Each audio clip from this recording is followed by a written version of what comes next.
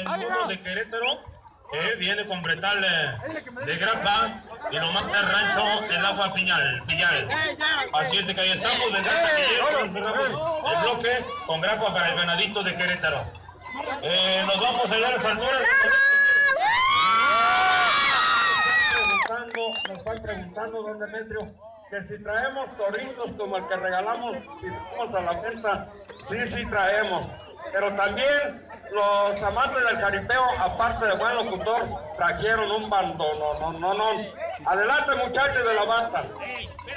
¡Échale banda, San Isidro!